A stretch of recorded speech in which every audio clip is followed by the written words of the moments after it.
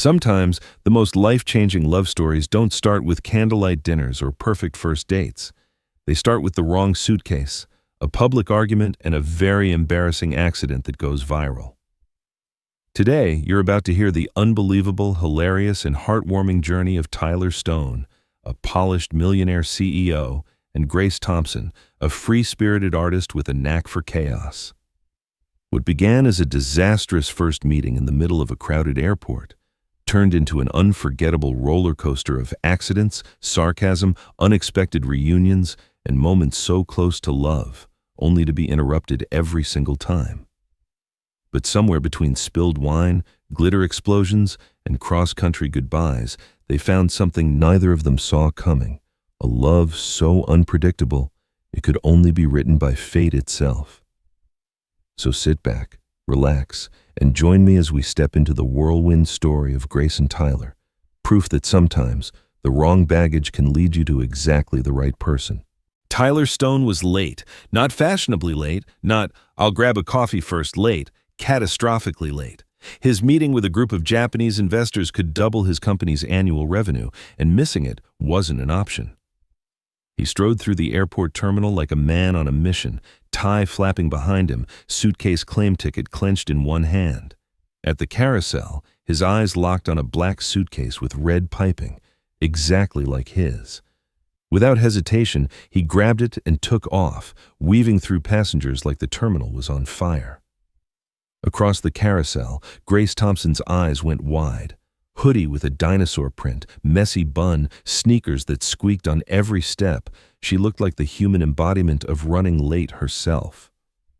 "Hey, you suit guy! That's my bag!" she yelled, launching into a sprint. Tyler ignored her. He had 15 minutes until the meeting. "I'm serious!" Grace lunged forward, grabbing the suitcase handle. "No, this is my suitcase," Tyler said, voice clipped. "Not unless you wear floral bras, buddy," she snapped. They pulled in opposite directions, tug of war in the middle of the airport, neither letting go. Then came the sound of doom. Zip! The zipper gave out, the suitcase burst open, and it was as if a lingerie store had exploded across the floor. Lace underwear, socks with Nicolas Cage's face, and, like the crown jewel of humiliation, a neon pink vibrator rolled across the tiles and stopped at the feet of an elderly man sipping coffee. The man nearly choked. Then came the laughter, lots of it. Phones were out. Someone muttered, "TikTok's gonna love this." Grace froze, face red, then dove to her knees to scoop everything up. "Don't touch my flower panties," she yelped when Tyler tried to help. "I'm just helping." "You're making it worse, corporate banana." Click, click, photos, videos. The vibrator glowed ominously. A child reached for it. A mother screamed, more chaos. Finally, Grace stuffed everything back in and slammed the zipper. She glared at him. "You should check the name tag before you grab someone's bag, Mr. Big Shot. And you should keep that," he pointed discreetly at the still half-visible vibrator, "in a more discreet place." She marched away, suitcase in tow, while Tyler checked his watch. 10 minutes to go. He sighed, returned to the carousel, and found his real suitcase, black with subtle gray stripes and a leather tag reading T-Stone. Hours later, Tyler stepped into the conference room, hair slightly messy, faint glitter still on his suit. The meeting with the Japanese investors was about to begin. He straightened his tie, pushed open the door, and froze.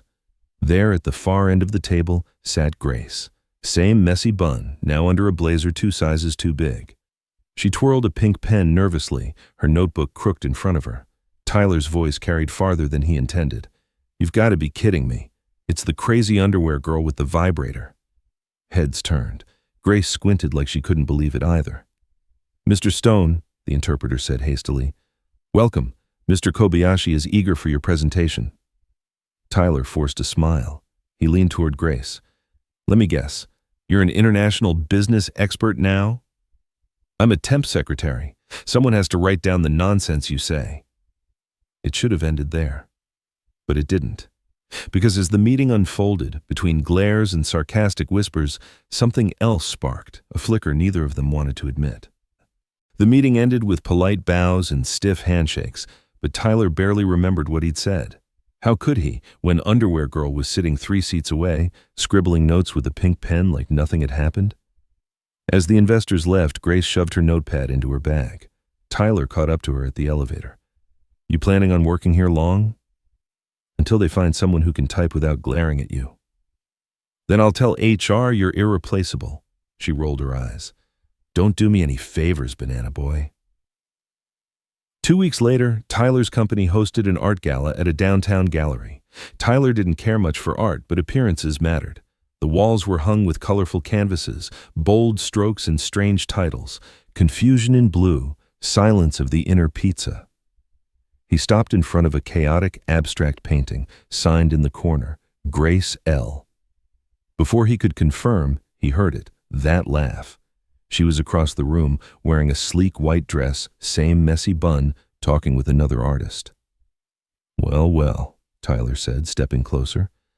The Queen of Avocado Underwear also paints. Grace turned, groaning. You again? Don't you have another event to ruin? I should be asking you that. Is this stalking?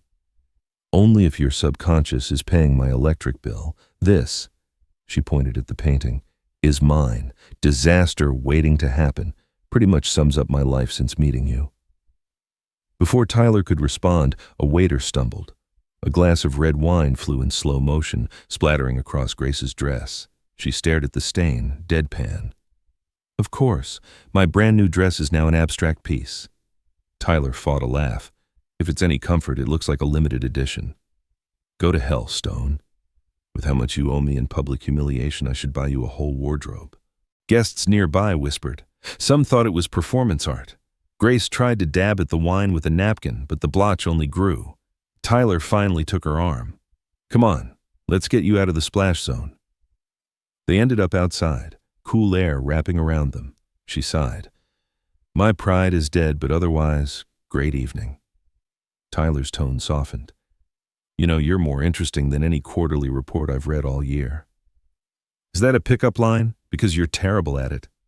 I know, but it's true. They stood in silence, the city lights flickering behind them. Then she laughed quietly. This has been the most embarrassing night of my life. Second most, he corrected. You're forgetting the airport. You're like a notification that never disappears. A charming one. Annoyingly charming, which is worse. Her ride canceled. Tyler offered to drive her home. She almost refused, then sighed. Fine. But no detours, no flirting, and drop me at the door. Promise. I'm just an emotional emergency transport service. The car ride was calm. No arguments, no digs about glitter or lingerie, just comfortable silence. When they stopped in front of her building, she hesitated. Thanks for the ride. You're welcome. He paused. One more thing. The creative director at my company saw your painting. She wants to invite you to join our next design campaign. She blinked. You're offering me a job? An opportunity. Artistic redemption. She smiled despite herself.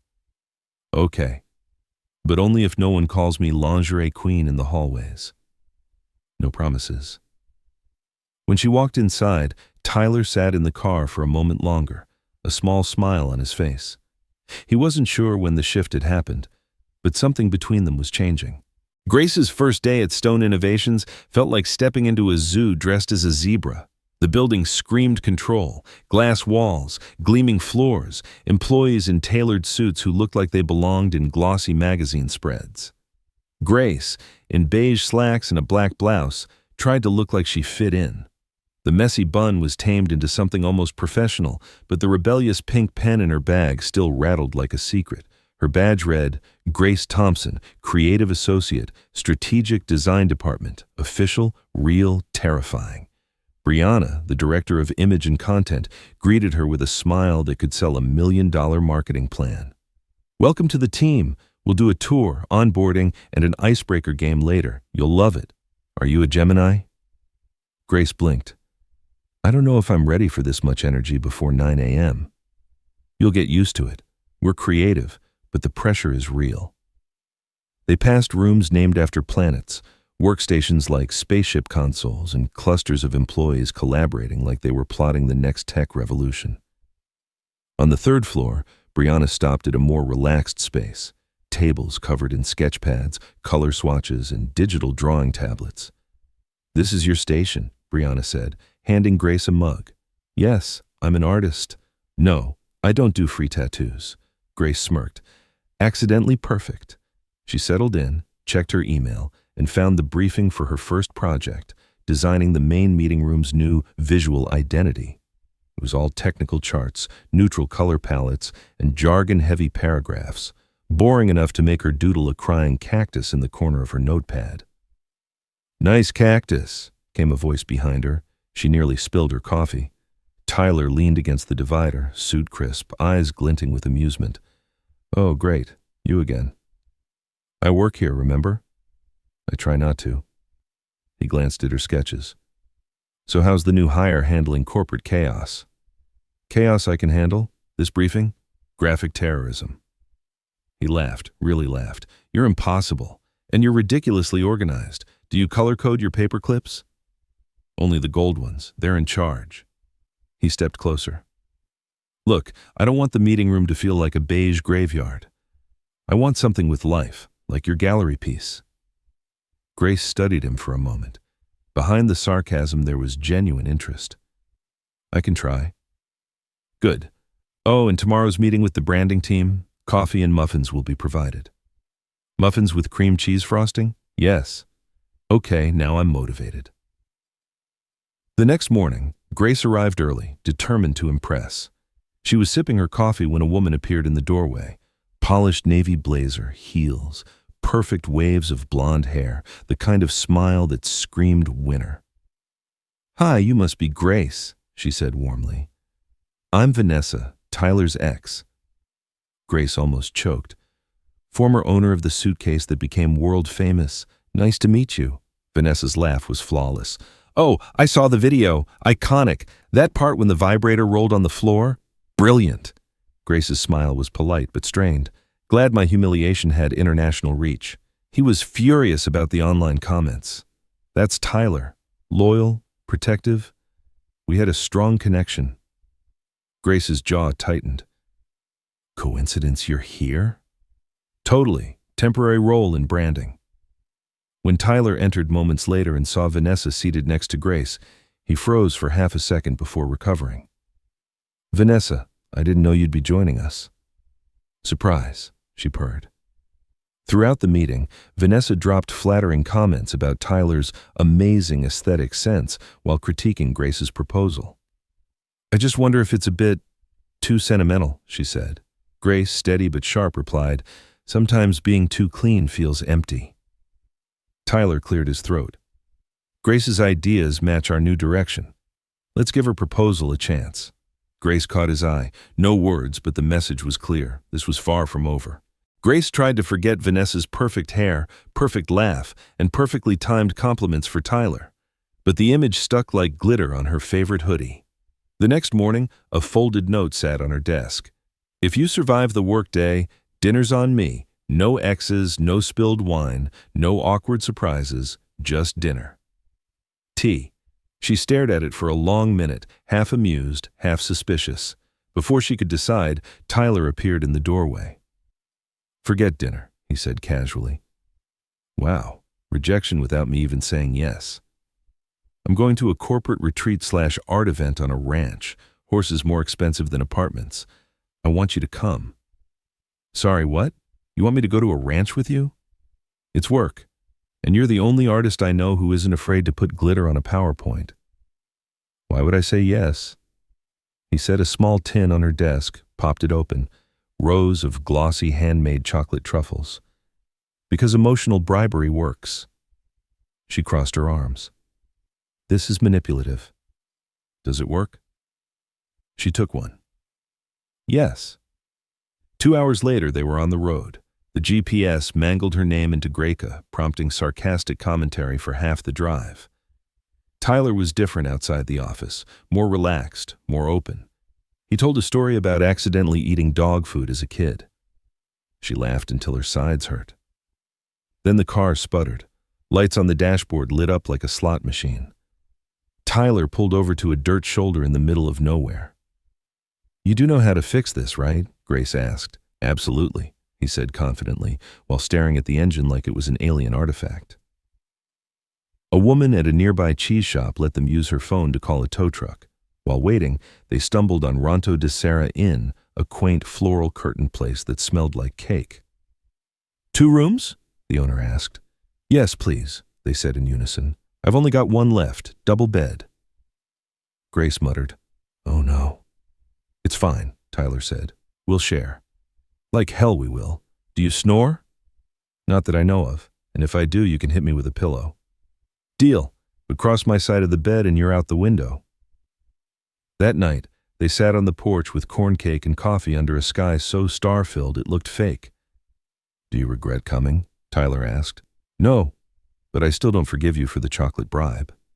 "Which part? Using it or the Belgian sprinkles?" "Both." "Then I'll have to level up, brownies with caramel sauce." She smirked, then grew quiet. "Why'd you really invite me?" "Because I wanted time with you, away from meetings, away from ex-girlfriends showing up, away from airport accidents."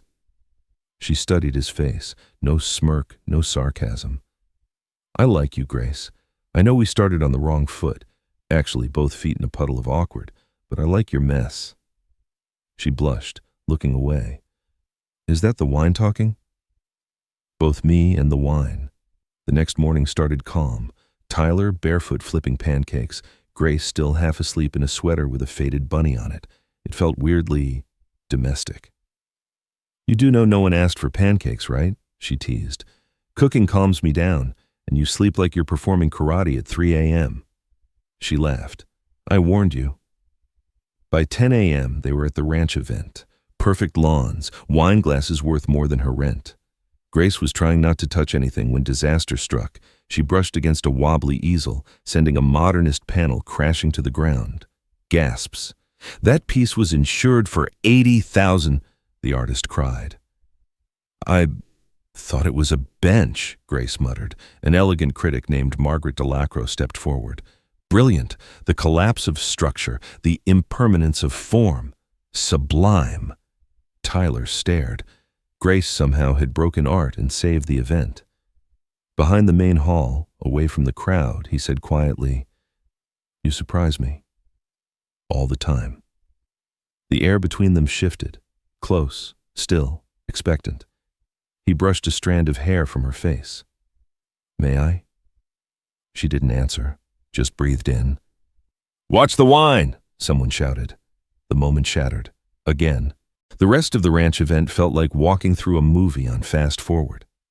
1 minute Grace was dodging expensive sculptures. The next, she was wiping wine off an investor's suit with napkins, while Tyler looked on, half amused, half awestruck. That night, they sat on the farmhouse porch, sipping juice, the sky painted in soft gold. "You broke art, cleaned a suit, and took my breath away for 5 seconds, she teased. "That's what I get for wiping wine off an investor. Helpful, maybe deserving of a kiss." She shook her head, smiling. "Not today. I've hit my chaos quota." He grinned. "Tomorrow?" "Maybe tomorrow." The drive back was quiet in a good way. Not the awkward silence of strangers, something warmer, with unspoken things hovering in the space between them. 2 days later, Grace's phone buzzed. It was Margaret Delacroix, the art critic. "Grace, darling, I have an opening in my international exhibit in Florence. 3 months, paid studio, top galleries. I want you." Grace nearly dropped her phone. Florence. 3 months away from overdue rent, dinosaur hoodies, and Tyler. That night, she found him on the company rooftop leaning against the glass railing. "Did you know the sky over New York can look blue but still feel gray when you're unsure?" she said. He turned. "Is that poetry or a hint?" "Both." The critic called. "She wants me in Florence. 3 months." He didn't answer right away. She stepped closer. "It's a huge opportunity for me, but I also have this job now. And you. Don't put me on the same scale as Florence, Grace. I'm just an airport accident. You're not just that." She was close enough to see the tension in his jaw. "You're the first person who's really seen me in a long time, and that scares me more than flying across the world." He exhaled. "Rough. I should be telling you to go. You deserve it. But honestly," he reached up, touched her face, "I don't want you to go." The kiss came slow, hesitant. Then all at once, like every argument, every laugh, every almost between them had led to this. When they finally broke apart, she pressed her forehead to his. "This complicates things. This is the simplest thing we've done. I'm scared." "Me too. So now what?" "If you go, I'll wait. If you stay, I'll hold on." Her bag was packed, ticket printed, heart split in two. At the gate, she reread his last message. "You're a wildfire I never saw coming. Go shine, but come back." She typed back, "Forgetting you would be like forgetting how to breathe." In Florence, the studio was bathed in light from tall windows. The coffee was liquid poetry. She painted, learned, created, but every brushstroke brought Tyler to mind. In her third week, she began a series called Imperfect Impressions, chaotic color, mismatched shapes, traces of gold, each painting secretly about him. Then came the call. "Miss Thompson, we'd like to invite you to lead an art and innovation program at our Kyoto headquarters, a personal recommendation from Mr. Tyler Stone." Grace sat down hard. Tyler was still opening doors for her, even from oceans away.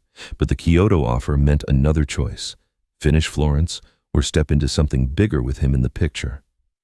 Across the Atlantic, Tyler stared at his phone, unsent letter in hand. He'd written it late at night. "If by any chance you're tired or looking for something more, something ours, the door here is still open, the company too, and my heart. You know that." The next evening, Grace walked through the narrow streets of Florence holding an envelope with his handwriting. She read it 3 times. Then she made her decision. Grace's flight landed in New York on a gray afternoon, the kind where the city felt like it was holding its breath. She didn't go to the office. Not yet. She went straight to the Stone Innovations rooftop, the same place she'd left Tyler weeks ago.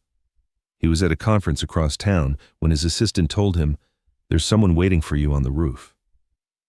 When he arrived, Grace stood in her olive green coat, hair loose, envelope in hand. "You sent a letter," she said. "You read it?" 3 times. She stepped forward and handed him an envelope. He opened it. Inside was a blank sheet of paper. "It means," she said, "I want to start from scratch. No script, no frame, just us." He pulled her into his arms, and this time the kiss wasn't almost, it was real, solid, and warm enough to drown out the city noise below. They didn't get much time to bask in it. A week later, Harrison Clay, Tyler's former business partner, walked into headquarters with a smile sharp enough to cut glass. "I'm buying 22% of the company's shares," Cull announced, tossing a leather dossier onto Tyler's desk. "And I brought gifts, photos, videos, all showing your charming secretary with a certain airport incident, plus rumors of an inappropriate CEO-employee relationship." Grace happened to walk in just in time to hear it. "I can leave," she blurted, "if it means saving the company." "No," Tyler said immediately. "You may not have a choice," Cull smirked. "Investor vote in 2 days."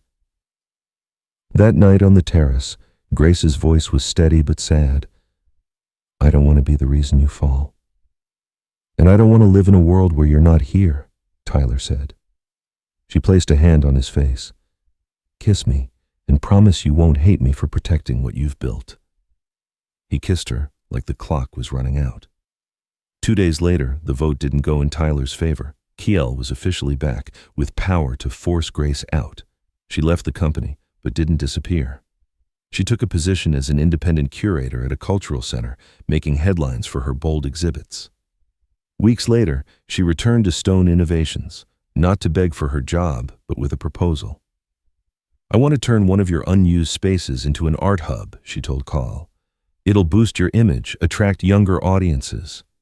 He laughed. "You've got nerve. Fine, but no contact with Tyler." She agreed. For now. One late night, Tyler's phone buzzed. Anonymous message. Check contract 384Z in external projects. KL isn't who he seems. Intrigued, Tyler dug into the files, hidden inside, emails linking Kel to offshore accounts, fake documents with Grace's digital signature forged on them. It was fraud, and it could land her in prison. He drove straight to the cultural center, found her leading a workshop for kids. Grace, we need to talk, now. Minutes later in the quiet ceramics room, he said, someone's setting you up. Cleo laundered money through a fake project and put your name on it. She went pale. Do you have proof? I've got enough to take him down, but if we go public now, he'll cover his tracks. She crossed her arms. So what do you want to do? Set up an internal operation. Just the two of us. Like old times. She almost smiled. You still trust me? I don't just trust you, I need you. For the next few days, they became a mismatched version of Bonnie and Clyde, late-night stakeouts in the old studio, eating cold pizza, chasing paper trails. Grace's hacker friend dug up the final piece. Cal was secretly selling part of the company to a rival illegally. If we take this to the board tomorrow, Tyler said, everything changes, or we lose everything. Together, Grace said, always together. The kiss that followed was less about romance and more about sealing a pact, but it was both, and neither wanted to let go.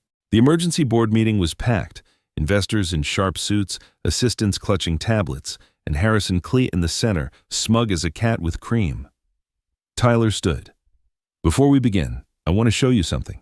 He handed out packets, each containing proof, account transfers, shell company links, forged documents bearing Grace's signature. Then came the recording. Kylie's own voice discussing the illegal sale to a competitor. The board erupted. Clee tried to protest, but the evidence was airtight. The vote was swift, immediate removal, pending federal investigation.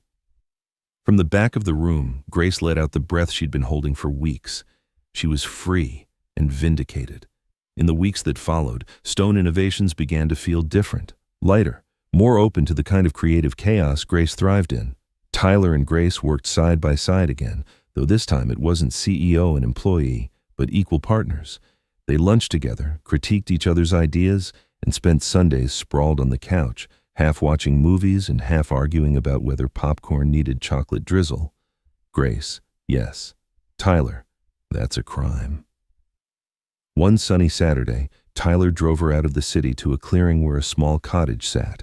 A blank canvas rested in the yard, surrounded by strings of photos, moments from the airport to the ranch, to the rooftop. Grace laughed. What is all this? A gift, but with one condition.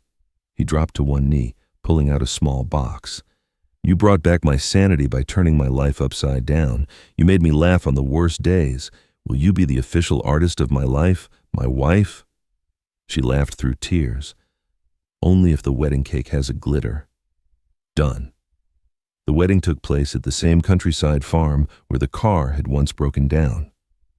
String lights hung from the rafters, Grace's paintings decorated the barn, and the aisle was lined with hay bales draped in white cloth.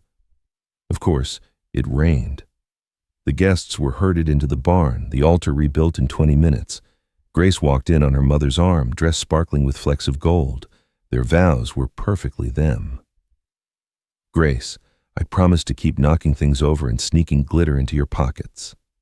Tyler, I promise to protect you from doubts, criticism, and any surprise vibrators. They kissed, and the barn roared with applause. Life after marriage wasn't normal. There was more glitter than candles, more spilled coffee than candlelit dinners. But there was love, so much love. One morning, Grace called from the kitchen. This is weird. I'm craving pickles with sweetened condensed milk. Tyler walked in slowly. Are you saying? She held up a pregnancy test, 2 lines. He blinked, then swept her off her feet. We're having a little walking chaos. Months later, at the ultrasound, the doctor smiled. It's a boy. Grace squeezed Tyler's hand. A mini Tyler with messy hair and a flair for drama. A baby with an artist's soul and a CEO's calendar, he added. They named him Oliver. The nursery was a mix of constellation wallpaper, a mobile that rained glitter, Grace's fault, and a small blank canvas where she painted his first artwork before he was even born. They talked to him constantly. Grace told him stories. Tyler played music. When he kicked, they'd laugh like kids themselves. One night, Tyler knelt beside her chair, resting a hand on her belly. "Son, just so you know, we're not exactly normal, but we'll love you like no one else ever could." A kick. They both smiled.